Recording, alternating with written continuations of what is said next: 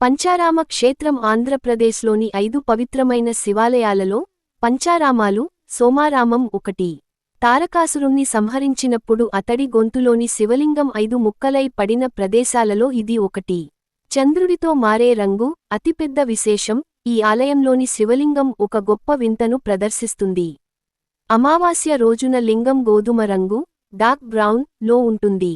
అక్కడి నుండి రోజురోజుకు రంగు మారుతూ పౌర్ణమి నాటికి పూర్తిగా తెలుపు రంగులోకి మారుతుంది. చంద్రుడి కళలకు అనుగుణంగా లింగం రంగు మారడం ఇక్కడి ప్రత్యేకత. సోమేశ్వరుడు జనార్దన స్వామి సాధారణంగా శివాలయాల్లో కేవలం శివుడు మాత్రమే ఉంటారు.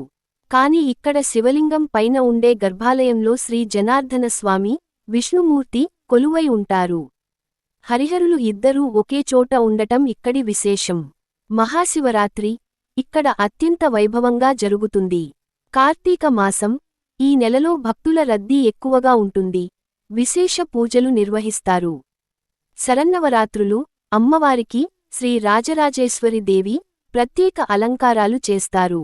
గమనిక: మీరు భీమవరం వెళ్ళినప్పుడు ఆలయ ప్రాంగణంలో ఉన్న అన్నపూర్ణ సమేత కాశీ విశ్వేశ్వర స్వామి ఆలయాన్ని మరియు శ్రీ రాజరాజేశ్వరి దేవి ఆలయాన్ని కూడా దర్శించుకోవడం మర్చిపోకండి.